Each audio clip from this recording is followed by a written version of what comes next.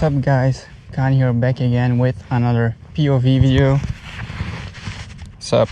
Hope you're doing well. I know it's been a while, but I didn't feel like doing some POV videos anymore, but here we're finally back again and I'm feeling ready to shoot some bangers. Let's go. It's still early in the morning, it's like 5:30 a.m. and at this moment it's still blue hour, which is my favorite time of the day to shoot. So let's see if we can get some bangers. You can see the moon over there, which looks pretty dope. I have my Sony 85mm f1.8 on right now, which actually became one of my favorite lenses. Just missed the birds in the frame. Would have looked pretty cool. Maybe I can frame the moon in between these trees. Yeah, this one looks dope.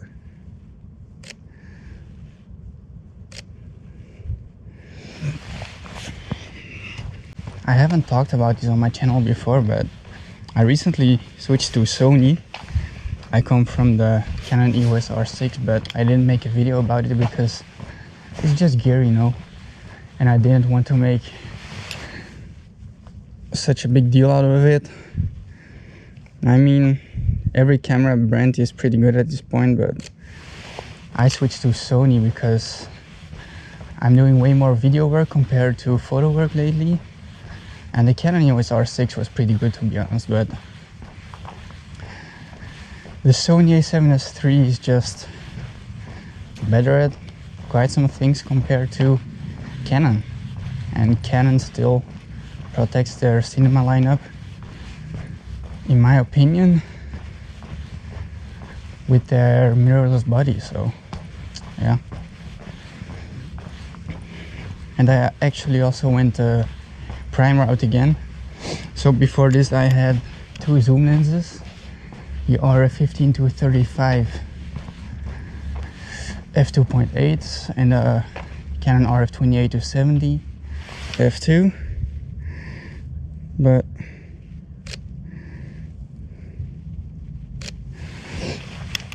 now I switched over again to the prime route, and I got the Sony 20mm f1.8 G lens, the Sony 35mm f1.4 G Master, and the Sony 85mm f1.8. Oh, a little kitty cat over there.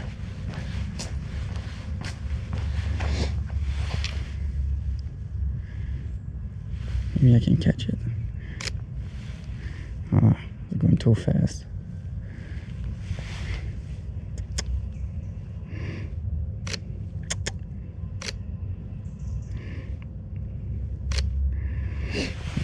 Framing is nothing special. But talking about the lenses, why I went to prime route again. To be honest, the versatility of the zoom lenses were dope, but I think they made me a bit lazy. And in my opinion, if you want to become really good at something, you have to be willing to go the extra mile. And that's why I actually switched. And also having those low aperture numbers again is just pretty dope.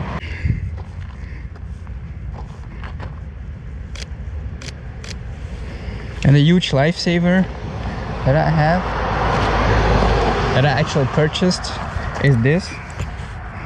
This is actually some kind of a fanny pack, excuse me. And I keep my lenses in there. And the reason I do this is so that I can quickly switch lenses without having to open my backpack. And I gotta say that it's very useful. I'm very glad I got it because I really hated the fact that I had to take off my backpack all the time to switch lenses. So yeah, this is pretty convenient. Let's wait for that to arrive.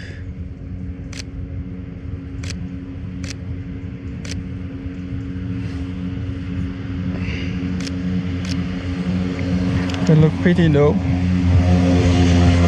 Oh, look at the sky. The sky looks like purplish. This is dope. Banger alert, you guys. Oh, look at this. I'm usually actually always pretty bummed out when I wake up in the morning, because here in Antwerp the sky is usually pretty hazy and the sunrise is not that special, but oh, this scenery is just beautiful, you guys. Oh, look at our beautiful cathedral over there with the birds passing by.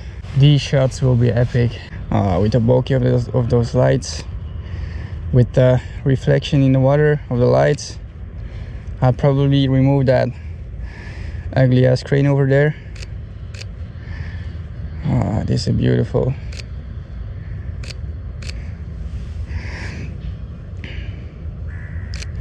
I'll probably camp around here for a while because this is such an amazing spot. The moon just has something magical to it. It's just so beautiful. For some reason it always looks pretty cool when birds pass your frame. I think that while the moon is still there, it's the perfect time to switch over to the 35 or even the 20mm, so I have both the cathedral and the moony frame. Let's try the 20mm first. The moon. Let's shoot with the cathedral on the left side of the rule of thirds and the moon on the right side. This will be dope.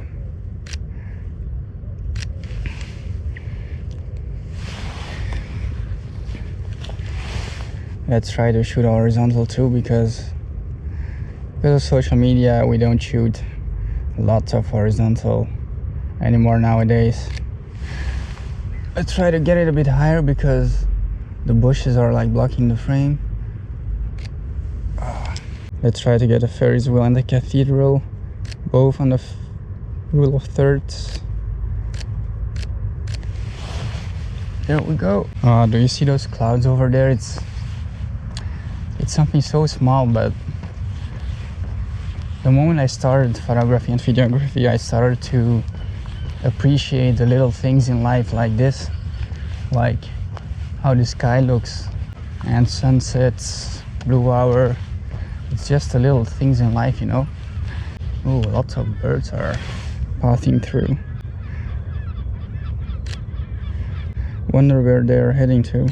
Normally there's a way to go underneath here so we can go to the water, but the bushes have grown pretty wild, so I'm not sure if we can do that.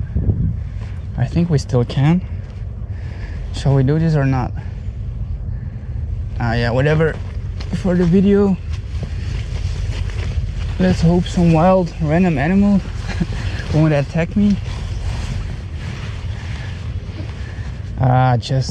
Holy shit, just look at this. To be honest, I've lived here for like 15 years and I think I've never done this before. Which is crazy, right? Holy shit. Now we can have everything in the frame. The Ferris wheel, the cathedral, and the moon over there. To walk over here it's pretty sketchy because of all these slippery rocks.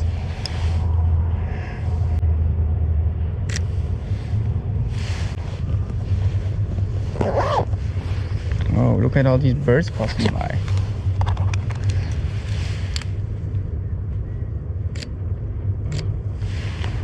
I think we might have camped a bit too long over here, don't you think? Now we're gonna wait a few minutes longer because the boat is going to pass by, which could actually give us some dope frames. There it is.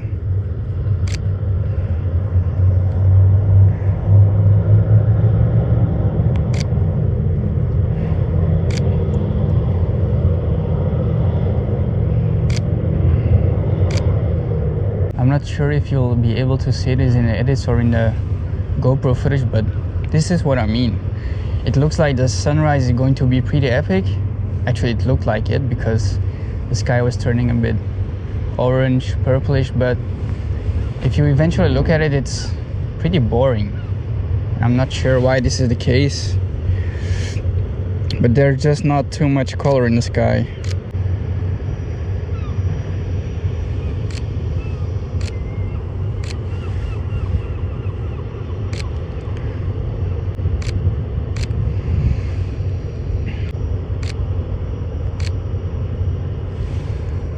Oh, this is a pretty dope shot I've taken before, but before there were more lights. That's it. Time to move, I think. Enough camping on this spot. Let's try not to fall over here. Oh, pretty sketchy.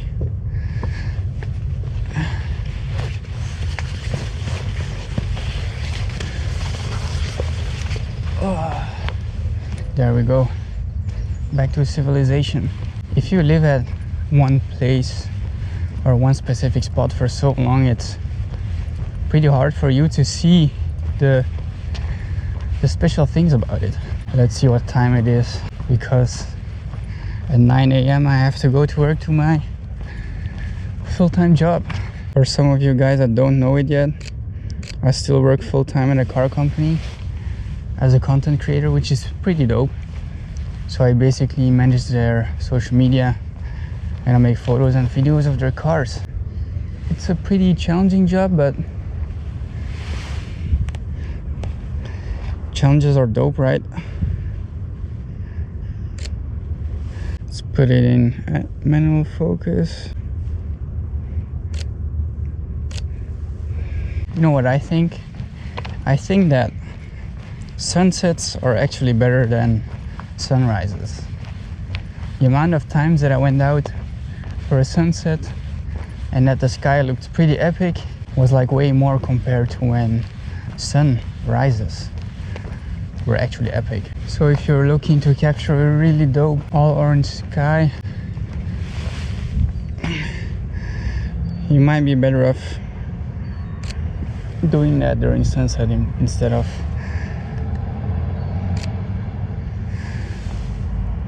sunrise. So the actual reason why I haven't shot a POV photography video anymore is because I was boxing myself way too much. And with boxing I mean, first I saw myself as an architecture and street photographer. Then I told myself I was going to be a travel photographer.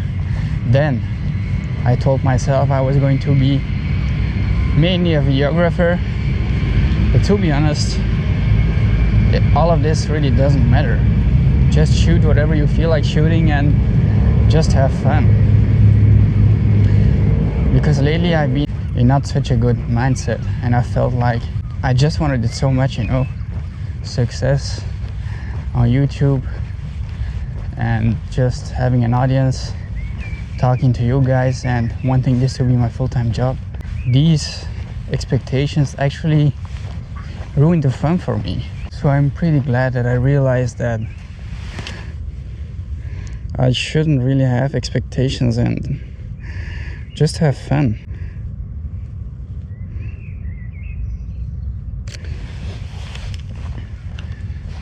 Because creating photos and heading out to the streets and just having fun is really the reason why I started. So every once in a while you have to go back to the roots and think about why you really started something, because that's always the most important thing. If you're looking to get something out of it and you create some kind of expectations, there's a pretty big chance that you're going to become pretty disappointed.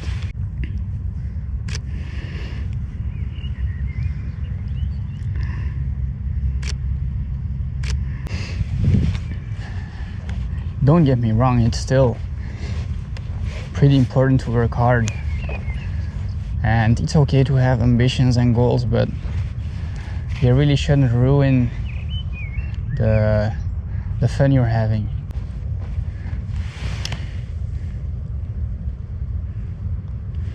This might look pretty cool. framing the building in between these two trees. Might make for a bit of a more abstract image. There we go. And if I have to be completely honest, I'm doing YouTube for a little over a year right now. I started creating photos 2 years ago, so I really have no reasons to complain. I mean, I'm still a rookie and still a newbie in this game, so it's actually pretty rude. Like, not rude, but I shouldn't be expecting to get something out of this. It takes time. I actually came up with something like past week, that there are actually 2 things that ruin the fun for you. Well, actually 3 things, but these two things look cooler because it rhymes. So whenever you are impatient and you get expectations, so patience and expectations, they ruin the fun for you. And then there's this 3rd thing that Bear mentioned in as a comment on my tweet, which totally made sense, and that's competition. Not competition, I mean comparison. So comparison, patience, and expectations. Those 3 things can really screw you up. For the people that are wondering how the switch went from Canon to Sony, to be honest, fairly easy. The menu system on the Sonys have improved a lot, because the actual reason why I bought the Canon in the first place in the past was because I just thought it was easier to use. The menu system was like way more intuitive, and if you can compare it to phones, you could actually say that Canon was more of the Apple, like the iPhone, and Sony was more of an Android kind of thing, but that's a thing of the past. And lots of people also give the reason for Canon colors to be better, but I haven't really missed anything in terms of colors. I think that if you know what you're doing during color grading, that whatever camera you have, you can get good colors out of it. But I might be wrong. I'm not a color specialist, or not such an extremely technical guy such as Gerald Undone, but he shoots Sony. A lot of the pros shoot Sony. Short Stash, the guy who just masters color grading in his photos and videos, shoots Sony. So if that isn't proof that Sony also has good colors, and if you know what you're doing, you can get good colors out of it, then I don't know what is. The only thing that I still think that Canon is better at is the grip. It was just like filler in your hand, and that's why I still have my camera cage on right now, because I feel like it adds a bit more to the body and it helps to get some more grip of the camera. Oh, there are some 2 boats heading our way.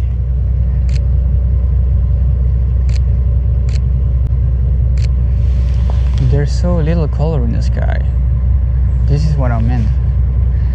I mean, it looks like there's some color that's wanting to come through, but something is blocking it.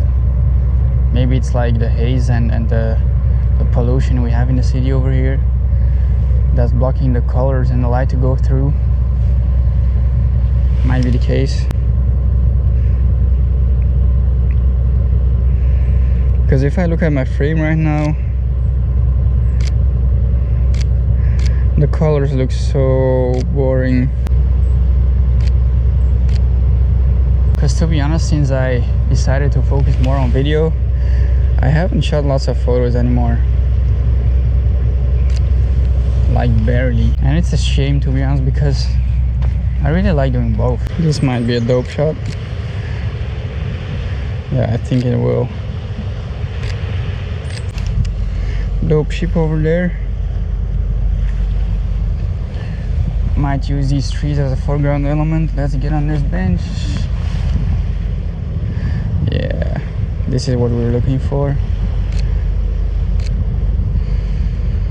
Framing always looks dope on photos, especially with the 85mm and the compression you can get from the trees. I've been shooting the most of this video with my 85mm on and the funny thing is that this is actually the cheapest lens that I have for the 3, but I think it just looks so good on photos.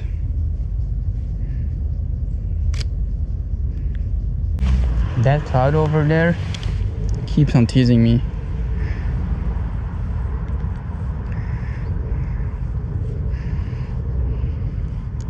I think I can get some really good colors out of it.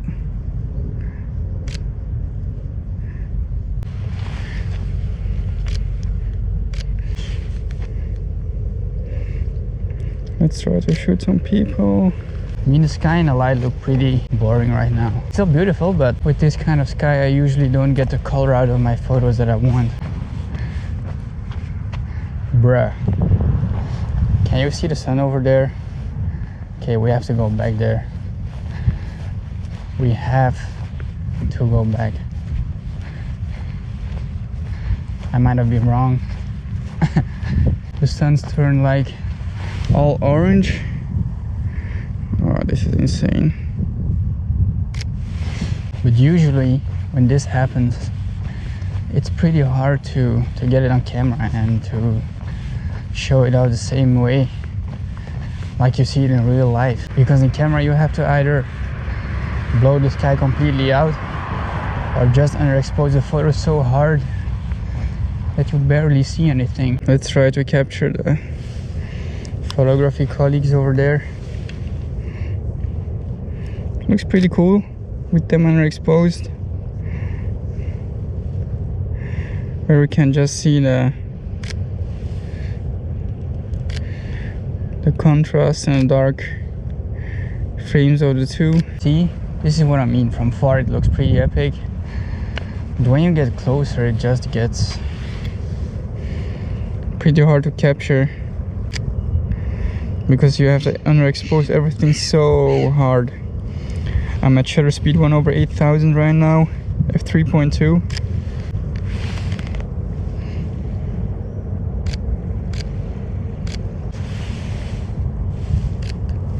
Shit.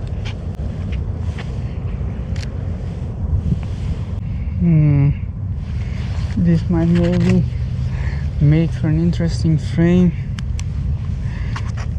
Let's see. Probably won't. Oh, the color is just almost nowhere to be seen.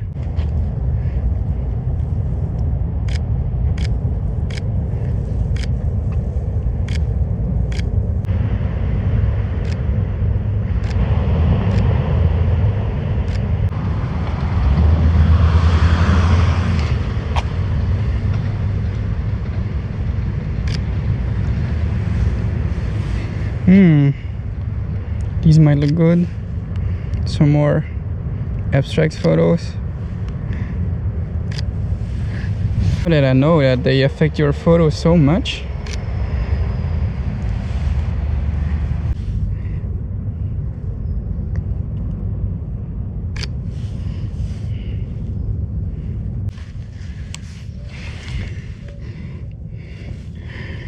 Maybe this light bulb will make up a cool photo.